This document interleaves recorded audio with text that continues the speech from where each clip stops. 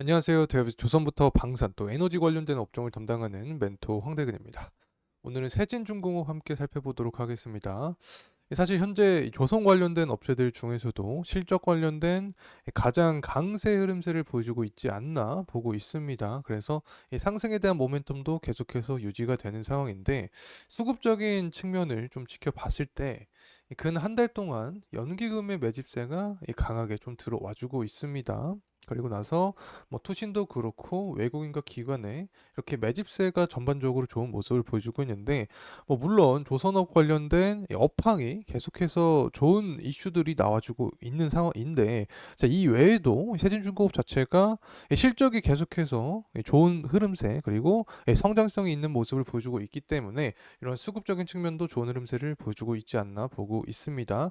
하지만 다만 이 아쉬운 부분은 이 사모펀드에서 이 매집세가 강하게 나오지 않고 있습니다. 제가 이 수급적인 측면을 말씀을 드릴 때 이 사모펀드를 좀 강조를 드리고 있는데 이 49인 이하 소수 집단이기 때문에 이 소수 집단에 돈이 들어온다라는 이 시그널 자체가 이 강한 상승에 대한 시그널로 확인할 수 있다라고 설명을 드렸습니다. 그렇기 때문에 이러한 사모펀드까지 합세를 해주면 추가적인 강한 상승 모멘텀이 나올 수 있다. 그렇다면 이 사모펀드의 매집세는 과연 언제가 될 수 있을지 금일 영상을 통해서 말씀드릴 예정에 있으니까 구독과 좋아요 꼭 부탁드리고 그러면 영상도 끝까지 시청해 주시면 감사하겠습니다. 우선은 첫째로 실적적인 부분을 당연히 체크를 해봐야겠죠. 지금까지 이 주가가 상승했던 그 근본적인 이 계기 자체가 실적과 수주 잔고를 바탕으로 이 주가가 상승해줬기 때문에 기본적인 사항 체크를 해보도록 하겠습니다. 그리고 이렇게 실적이 상승할 수 있었던 요인에 대해서 말씀을 드리도록 하고 이 마지막으로는 세진중공업을 투자할 때 있어서 필요한 주가의 핵심 지표라고 할 수 있겠습니다. 자, 이러한 부분과 이 차트적인 흐름세까지 알아보는 시간 갖도록 하겠습니다. 그리고 저희 대기업 정말 많은 관심 부탁드리면서 영상 진행해 보도록 하겠습니다. 우선은 세진중공업의 부분별 매출액 비중을 보게 되면 조선에서 99%가량 나오고 있습니다. 그래서 이 조선 관련된 이 종목이다 이렇게 설명을 드릴 수 있을 것 같고 국내 증시에 이 특징이 있죠. 이 테마가 형성이 되면 관련된 종목들이 추가적으로 다 상승을 해주고 있기 때문에 이 세진중공업은 이 조선 관련된 업체다. 자, 이렇게 간단하게 말씀을 드리도록 하겠습니다. 그래서 최근에 실적의 동향을 좀 살펴보게 되면 이 매출액도 증가를 해줬죠. 23년 3월을 기점으로 상승을 해주고 있는 모습이고 영업이익은 조금 더 빨리 22년 이 3월을 기점으로 상승해주고 있는 모습을 보여주고 있습니다. 제가 매출과 영업이익을 좀 설명을 드렸을 때 특히 영업이익에 초점을 맞춰서 말씀을 드리고 있었죠. 매출액이 증가를 해도 영업이익이 하락하는 종목도 있고 또 영업이익이 그대로인 종목도 있다. 자, 이런 종목은 시가총액이 모두 하락하는 경우도 존재를 하기 때문에 특히 영업이익을 초점을 두어서 말씀을 드렸다고 지금까지 이야기를 해왔습니다. 어쨌든 이렇게 실적이 계속해서 상승하고 있는 이런 이유에 대해서는 제가 조금 이따가 자세하게 설명을 드리도록 할 테니까 구독과 좋아요 꼭 눌러주시고 그러면 영상도 끝까지 시청해 주시면 감사하겠습니다. 자, 우선 여기서 영업이익이 상승해주고 있는 모습을 확인을 할 수 있었는데 좀 더 숫자로 지켜보도록 하겠습니다. 23년부터 해서 24년, 또 25년, 26년까지 매출액이 고공행진을 하는 모습이고 그에 따라서 영업이익도 상승해줄 전망을 해주고 있습니다. 뭐 매출액과 영업이익이 증가를 하니까 당연히 뭐 EPS도 상승을 전망을 할 수 있겠죠. EPS도 보게 되면 증가를 하고 있습니다. 특히 ROE를 좀 주목을 할 수 있을 것 같은데 ROE가 11에서 15까지 뭐 계속해서 상승해주고 있습니다. 사실 ROE가 자기 자본 이익률이고 한 15 정도가 되면은 좀 이상적이다라고 표현을 하고 있는데 이 세진중공업 같은 경우에는 25년도죠. 25년도에는 16.5 정도의 수치를 기록을 해주고 27년도에는 15 정도의 수치를 기록을 해주면서 어쨌든 이 기업이 계속해서 이 성장을 해주고 있다. 자기 자본을 효율적으로 이용을 해주고 있다라고 여기서 수치를 통해서 해석을 할 수 있습니다. 자, 그리고 또 하나 주목을 해볼 수 있는 점이 바로 BPS입니다.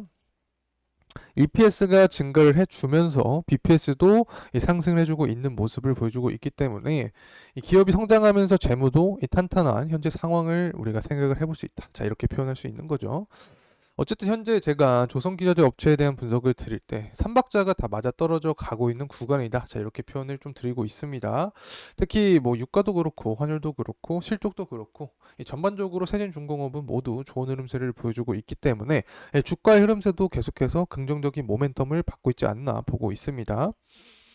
자, 그리고 세진중공업이 실적이 좋아진 이유에 대해서 좀 설명을 드리려고 하는데, 뭐 다양한 이유가 있을 수 있습니다. 뭐 지금 달러가 높은 모습을 보여주고 있기 때문에 이 부분에 있어서 환차익도 받을 수 있게 되는 거죠. 하지만 이 가장 대표적으로 볼 수 있는 점은 바로 이 탱커 시장 관련된 이야기를 좀 드릴 수 있을 것 같은데, 이 세진중공업이 이 탱커 시장 점유율 확대로 긍정적인 실적을 기록할 것이다라는 분석이 계속해서 나와주고 있는 상황입니다.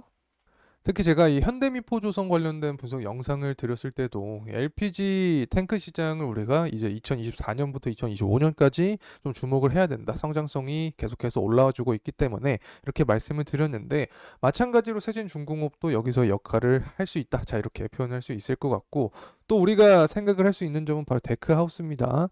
이 세진중공업 세진중공업 같은 경우에는 이 아까도 말씀을 드렸지만 조선기자재 업체에도 속한다고 설명을 드렸습니다. 현재 이 탱크뿐만 아니라 이 데크하우스에 대한 캐파 자체도 계속해서 늘어나고 있는 상황이고, 이 최근에 수주 기록을 보더라도 증명을 할 수 있습니다. 단일 판매 공급 계약에서 이 관련된 내용을 좀 찾아보면 현대미포조선과의 공급 계약을 했습니다. LCO2 운반선이죠. 계속해서 뭐 친환경 기술력을 기반으로 나아가고 있는 모습을 보여주고 있는 건데, 뭐 기사에도 나와주고 있습니다. 수소 시장의 대중화로 인해서 액화 이산화탄소, 이게 바로 LCO2죠. LCO2의 탱커 시장도 급성장할 가능성이 높기 때문에 이 관련된 시장의 관심을 지속적으로 받고 있는 상황이지 않을까 보고 있습니다. 자, 그리고 또 전반적으로 조선 업체나 조선 기자재 업체들 모두 선가 지수를 살펴봐야 됩니다. 선가 지수 자체가 이 조선업의 테마를 결정하는 가장 중요한 요인이다라고도 볼 수 있기 때문에 이 선가 지수의 동향을 계속해서 추적을 해야 되는 건데, 현재 신주 선가 지수도 상승을 해주고 있는 상황입니다. 친환경 기술력을 바탕으로 이 고수익화를 계속해서 펼쳐가 나가고 있는 거고, 앞서서 뭐 LCO2 관련된 이야기도 설명을 드렸기 때문에 좀 직접적으로 체감이 될 거라고 보고 있습니다. 어쨌든 이 선별 수주와 뭐 친환경 기술력을 바탕으로 성과 지수가 높게 현재 형성이 되고 있는 상황인데, 이러한 전반적인 상황 자체가 조선업에 대한 이 강세를 의미를 한다라고 설명을 드렸습니다. 그래서 계속해서 뭐 기사가 나와주고 있는 거죠. 친환경 선박을 바탕으로 이 저가 수주 터널에서 탈출하고 이제 조선 3사들이 이제 계속해서 좋은 흐름세를 보여줄 거다라는 내용입니다.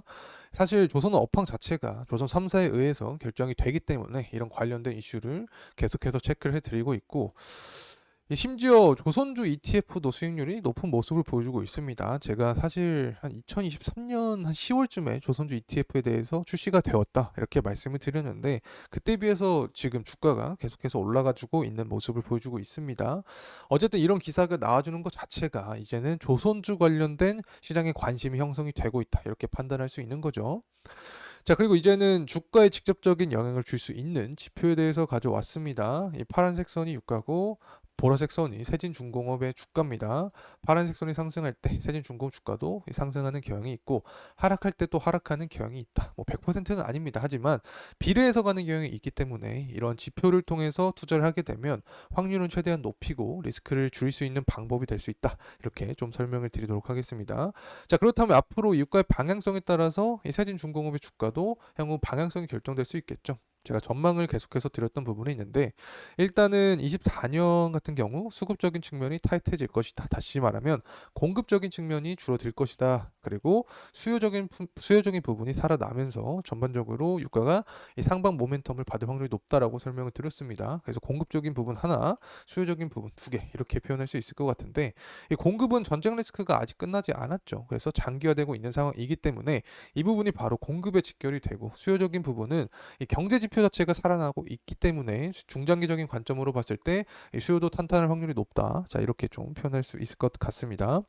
자, 그리고 또 환율에 대해서도 설명을 드리려고 하는데, 앞서서도 설명드렸지만 조선 관련된 기업이나 조선 기자재 업체들은 환율에 굉장히 민감하게 반응을 합니다. 수출을 많이 하는 기업이기 때문에 강달러 수혜주로 또 분류가 됩니다. 그래서 이 부분이 전반적인 업황의 강세를 이끌어주고 있다. 현재 달러가 이렇게 상승하는 모습 자체는 표현할 수 있을 것 같고, 이 전고점 구간을 좀 보게 되면 달러가 1,440원의 가격대를 형성을 해 주었습니다. 그래서 이 전고점 구간까지 도달할 수 있을지는 잘 모르겠지만 어쨌든 이렇게 현재 이 강달러 시국 자체는 세진중공업에는 도움이 될 수밖에 없다. 이렇게 좀 설명을 드릴 수 있을 것 같습니다. 그만큼 시장에서 안전자산에 대한 수요가 증가하고 있다라고 표현할 수 있는 거고, 특히 시장에 리스크가 부각이 되면 이 조선 관련된 업체들이 수혜를 입을 수 있다는 점 추가로 말씀을 드립니다. 자, 이제 가격적인 측면 함께 살펴보도록 하겠습니다.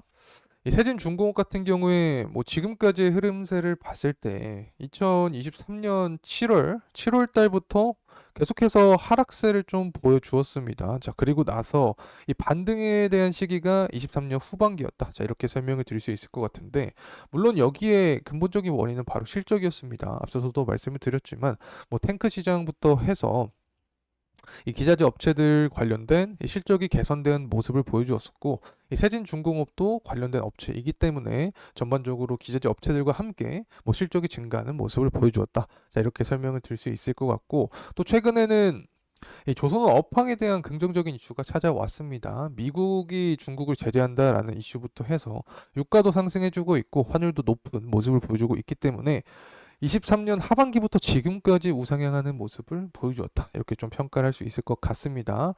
그래서 현재 구간에서 가장 유의미하다라고 볼 수 있는 구간이 있겠죠. 일단은 전고점 구간을 좀 돌파를 하는 게 포인트가 될 것 같습니다.